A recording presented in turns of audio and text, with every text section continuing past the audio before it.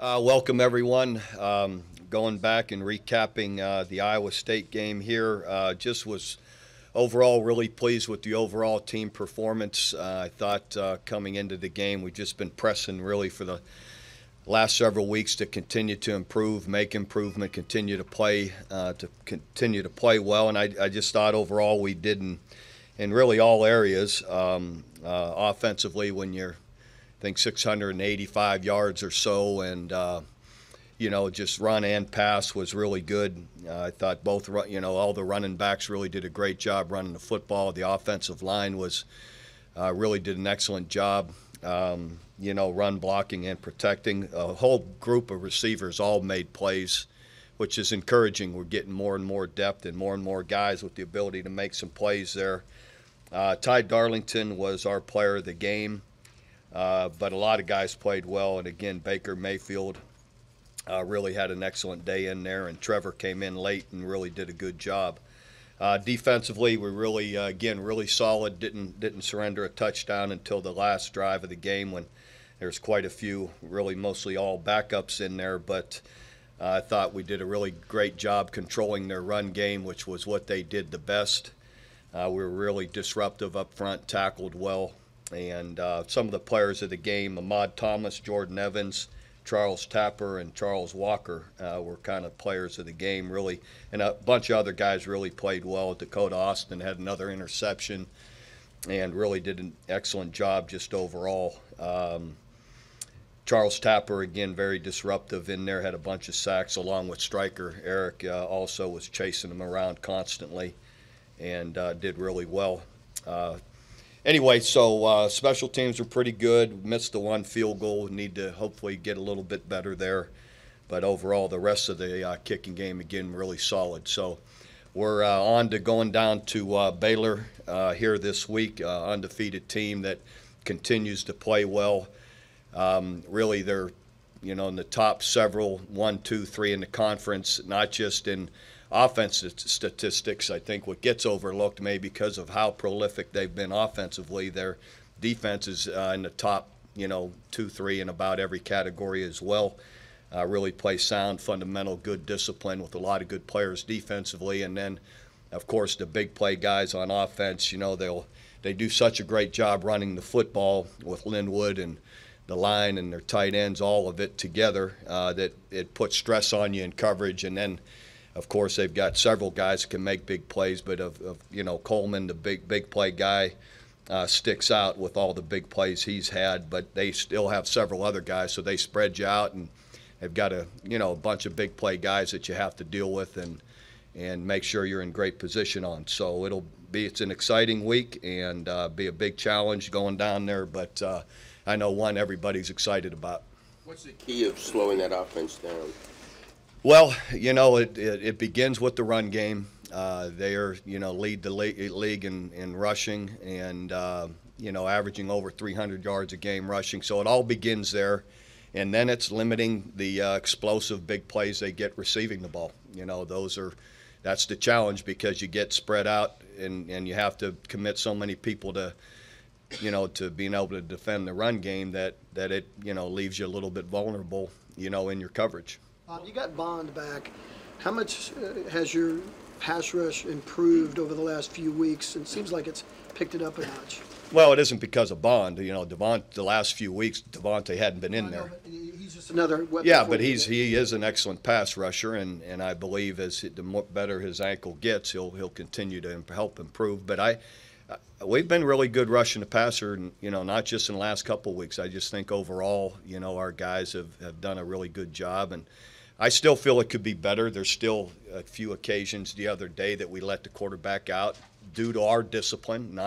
I get other guys are going to make plays, but when we're not where we should be, then that's a problem. And there's still a few times where we can be better in our discipline and rushing and keeping that, keeping that net or that trap around the quarterback a little bit better. What was your impression of Jaron Sims' first start? Excellent. Guy's completing 77% of his passes. And I thought he did a really good job, just going to the right guys and looked really good. For a true freshman, it seems like he has a pretty big arm. Was that your Sure. observation too? sure, and you know, and everyone knew that coming out of high school, you know. So he's got an excellent arm. It seemed like Kansas State had a lot of success kind of holding the ball and limiting Baylor's possessions. That's not necessarily something that seems to mesh with the way that you all run offense. Is that anything that you're taking into consideration heading into this game? Yeah, no, there's not a lot of correlation in Kansas State's offense and ours. It's pretty simple. So I don't see us, you know, all of a sudden abandoning what we're doing and trying to do what they did. Can you talk about the importance of the offensive line play and the fact that Baylor would like to just have a four-man front or four-man rush, be able to put pressure on Baker? Yeah, it's you know, our line, you know, being able to run and protect the quarterback will be a big issue. They got some really good players there, and you know, Oakman, of course, comes to everyone's mind initially, but there's you know, all the other guys they have really, you know, are playing well. So it'll be critical that offensively, for sure, that we can, you know, not only run block but protect the quarterback as well. Bob, can you talk about the way the offense has started in the first quarter? You've had at least 2 touchdowns in the first 4 games.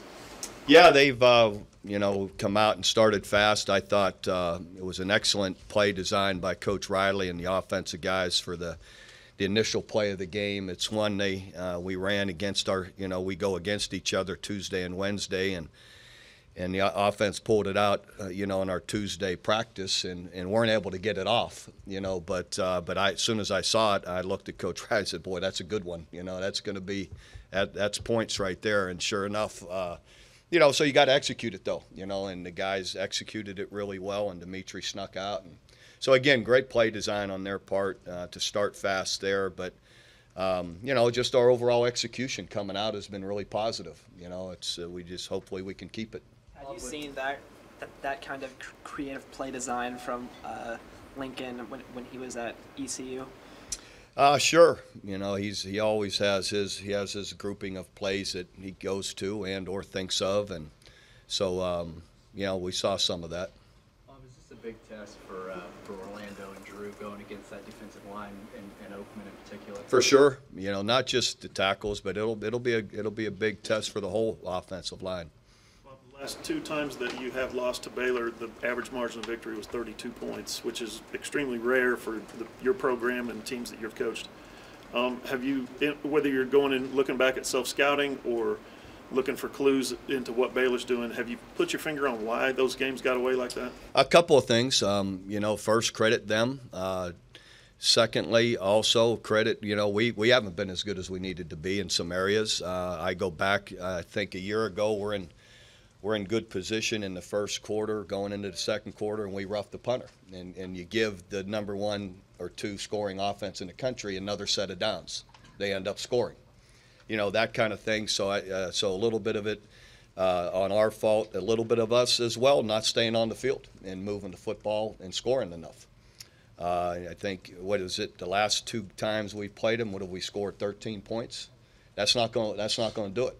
So defense got to be better, offense got to be better. You can't have mistakes where you have turnovers, or like a turnover, you rough the punter and give them a fresh set of downs at midfield. That doesn't work when you're playing a prolific team like this. You got to play together as a team and complement one another as a team would. And they've done that better than we have. What have they done differently in the game and a half with Stidham as opposed to when Seth Russell in there? They changed anything? Well, not a half a game. It was fairly late in the game when, whatever. Yeah, but nothing different. They still want to run the football. They're still running the same offense. He's goes out there and can make all the throws, and so I haven't seen anything really different. Does he run the same way Russell runs? Well, you know, that part of it maybe, you know, you haven't seen maybe as much of it, but we're expecting to see the quarterback run some too, which, again, anymore about everyone does, you know, but, you know, but anyway, so I'm sure we'll see some of that. What's Zach Sancho's status? He's expected to practice today. So is Jonathan Alvarez. From a competitor's perspective, you looking at Baylor every year, the transformation of their program has been just, I would guess, stark, unbelievable. You know, because for 15 years there almost, they were not even competitive in the Big 12. and now they're going on looking for 3 straight Big 12 championships. How, from a coaching perspective, again, looking at their program, how amazing has that been to you, the job that Art has done and the growth of the stadium, all that kind of stuff?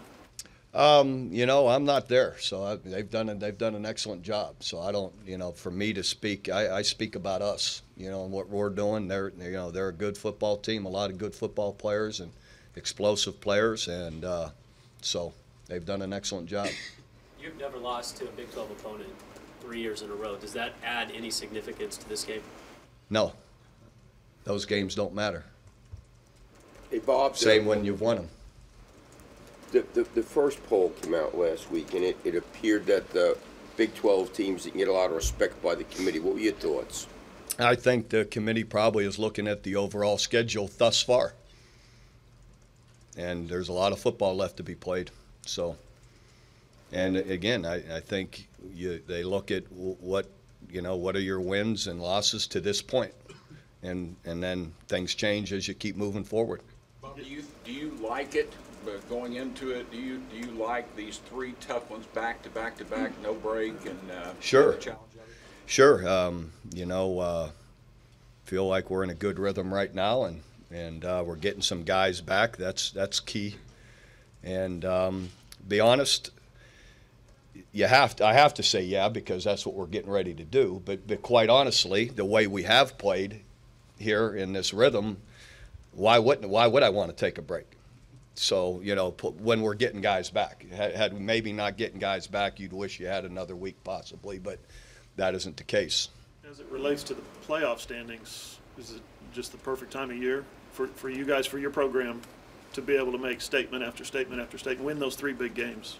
Well, again, I'm just worried about one big game. That's right now. So it's how it's been the last every week, and so we're just concerned with playing our best this week. I guess it lets you know, though, that you're not out of it. Gives you encouragement or whatever. I'm just worried about not being ready to play this week. End of story. Bob, one of the few things that hadn't gone great the last few weeks, your kickoff returns after it was so good last year. What's going on with blocking? You know, execution. You know, we're teaching the same schemes that have been so successful for us, not just last year, for several years. We just haven't been able to execute it quite as well, you know, on the field with the players. So we continue to, you know, to push it and try and work it. Can you talk about the balance of giving respect to Coleman and the receivers for their vertical challenges and the stress they put on you, that, you know, but you don't want to be off so much that everything's open underneath? Yeah, it's you know, there's you got to help people underneath with underneath coverage. At times, you've got to be able to challenge them and compete with them, you know, to challenge short routes and still be able to be in good position deep. So but you know, and with their speed, it's challenging. But you got to do it. Bob, were you satisfied with the half-game suspension for Jeff Levy? Whatever the conference deemed necessary. Yeah, I'm not interested in commenting any further on that. We've seen the good growth of the offensive line during this last 4-game stretch. Rushing-wise, rushing statistics have really been good. What about quarterback pressure? Is it gotten better also? Are there symptoms? There's been 11 sacks the last 4 games. Yeah, I think what you see there is you have to take some of that with Baker's style. Because how many times do you see him ad-lib and make something happen when there isn't something there, and he scrambles out of the pocket, and all of a sudden it's a 50-yard gain or a touchdown, and then sometimes he's trapped in there and he doesn't get out, as opposed to just throwing the football away. You know, so there have been some occasions his reads, he could be a little better and get rid of it, you know, in certain blitzes or occasions. Other times, you know, it's going to happen where he makes his plays and sometimes he gets trapped in there and doesn't get out. And so, you know, and so far we've been able to live with it the way it's been. But you know, it's going to happen once in a while. Only had 1 game all year with no turnovers. Are you surprised with the problems with taking our giveaways this season? Yeah, I'm disappointed in it. It's you know, we talk all the time about it, and we've got to do a better job taking care of the football. Coach, in the situation at the University of Missouri, with the players taking their stand, the thing that stood out, I thought, one of the things that stood out was that the coach was right there with them. In the situation here, you were right there with your players as well. Why was it important to you to be visible? You could have been quieter, but you were right there with them. Why was that important to you? Well, because I guess we're all aware as coaches too that we have a presence, and you know, and when you work with these young men every day, they're, you know, you're emotionally tied to them. They're important to you. You care about them, and you don't, you know, people think it isn't just about winning. You know, we care about them as individuals, and when they're hurting that way, you hurt with them. And so it's just, and again, the fact that we have a presence, I think it shows when we believe in what they're doing, that we can support them and be there with them. Do you feel like you've been heard by the Big 12 when it comes to scheduling morning games? You know, you had 3 in a row, and then you filed the complaint, or Joe did. I don't, you know, I'm not so sure. I think they do the best they can to spread them out, you know, with everybody, and it just seems that way when you get a few right in a row. But, you know, but if you're patient enough, by the end of the year, usually things balance out, and everybody shares the burden of what time TV wants you to play, you know. So, you know, so anyway, I don't know that it's so much being heard. It just needed time to balance out. Did the Tulsa game help you at all because of the coach connection, or what you learned then, and you're playing much better now? Does that help you at all this week? Oh yeah, well, we'll study it and look at it, you know, and different wrinkles or different ways we can try and do something, you know, differently. You know, it matters to some degree. What is the difference between what they do, Broyles, compared to that Mummy, Leach, Air Raid that you guys run? Yeah, it's quite a bit different. In what ways?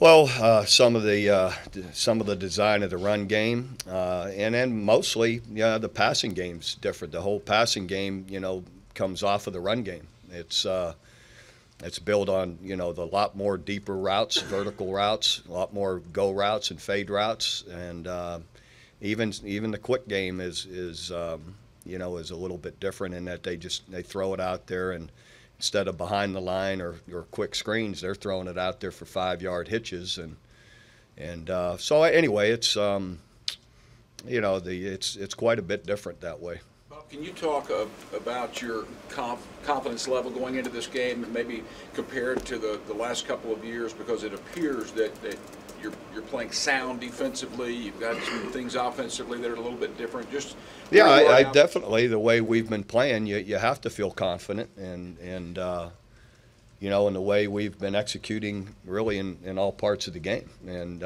so, you know, playing in much as anything, playing together as a team. You know, offense, again, moving the ball and putting pressure on the other team the way they're scoring and moving the ball, and then defensively coming up with, you know, pressure and turnovers and a lot of good stops. So, you know, we've got to play that way Saturday. Did the precedent of Ohio State coming back after an early season loss and winning the national championship, did that help your team more quickly refocus after the Texas loss? I don't believe that has anything to do with it. I think it has to do with us just making improvement and getting better. You know, it's I don't know why, again, external motivation would matter that much, you know, as much as our internal motivation to improve, get better, and to win each week. Not so much motivation, but it's one thing to say, hey, we're still in it. It's another thing to be able to point to a team that followed the same path that you would have to follow. Yeah, I guess I don't see all of that, you know. And to me, it's all about, you know, what you do practicing and you know, and the way you're working day to day. You mentioned Baylor's rushing attack, averaging over 300 yards. When what they do rushing with Shock Linwood, does that help fuel the passing, or does that passing help fuel the rushing?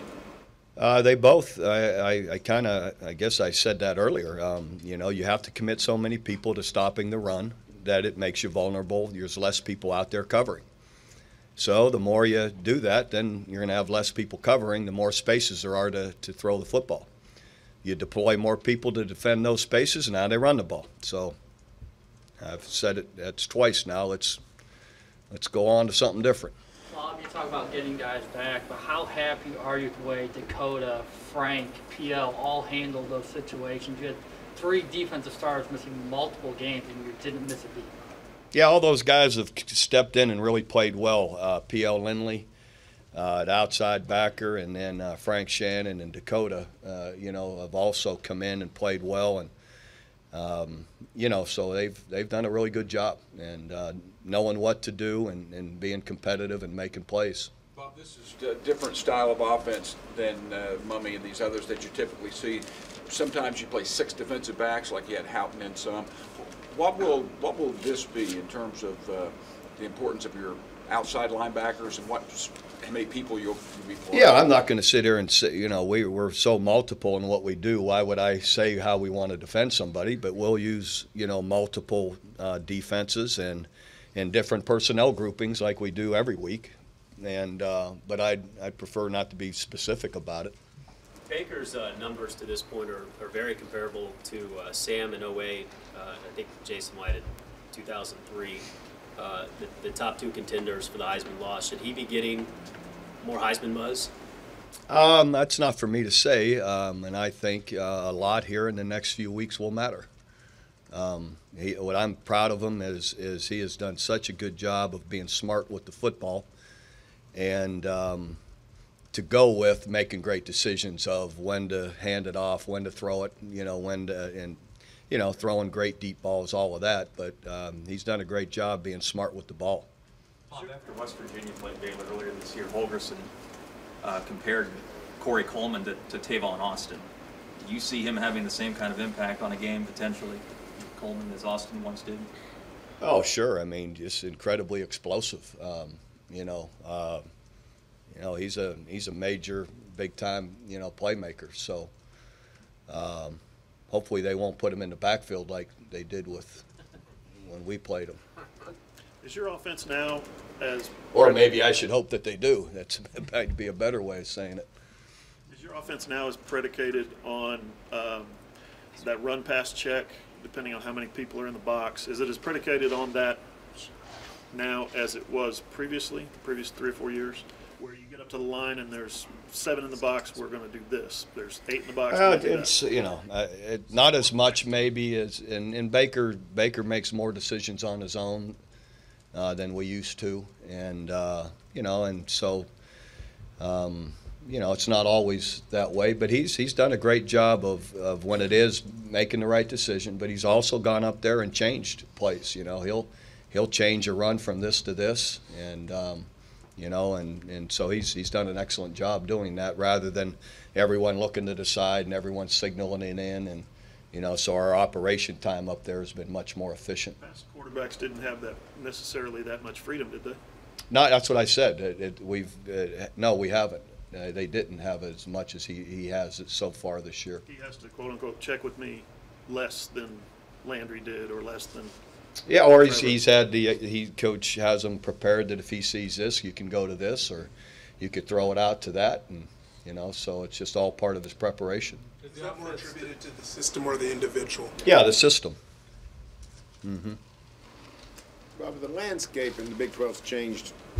Texas has been down for several years. Baylor and TCU have become national powers. Is winning a championship harder now, easier now, any different now? Just the opponents have changed? Well, I think it's always been hard. Yeah, I think at different times through my 17 years, different programs are stronger or not quite as strong at different times. So I think but to say it's ever been easy, I think is really wrong. When and it. Especially before, when there was 12 teams and in the championship game along with it, so that was, you're playing, the 9 conference games and the championship game too, and so.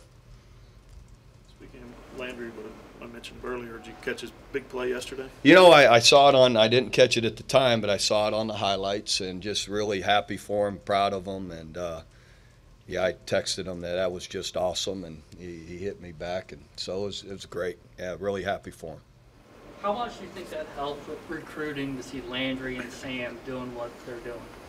Yeah, I think it helps when all those guys, I was watching just the start of the game for a little bit last night, and I think 3 of the first 5 guys that are named is, Sam Bradford, Oklahoma, DeMarco Murray, Oklahoma, Lane Johnson, Oklahoma, and, so anytime that's happening, I don't think just with the quarterbacks. I think, all those guys, we're proud of them and represent us well, and we've got a good number of them. I don't know what it is. Someone told me, and I can't remember, but as far as guys that are on active rosters, we're pretty high up there. Where's the biggest reason your defense has made strides to compete this year with the offense like Baylor compared to last year? Well, I think everywhere. We're stronger against the run, and we've been more disruptive, and definitely coverage has been really good. So I think we're better in most all areas. With Dakota playing the way he's playing, and I think the maturity in the maturity in the secondary I think helps. Dakota's played pretty well the last couple of weeks since Zach. I mean, I don't want to say surprised or anything like that, but I know it's pleasing. I mean, did you expect him to play as well as he did? I guess it is pleasing. I can't say it's at all surprising just because of the the attitude and the way Dakota competes. He's always out there scrapping with our guys and been a fighter that way. So, so you expected, to see that when he had that opportunity, and that's what we've seen. If Zach's back this week, does he start or does Dakota start? If Zach is back healthy, he'll start. Was that a blessing in disguise in some way, and that now you have an extra cornerback you got to feel really good about going against all these teams that like to throw the ball so much? Yeah, sure. It gives you confidence that he can go in there and compete. Anything else? All right. Thank you.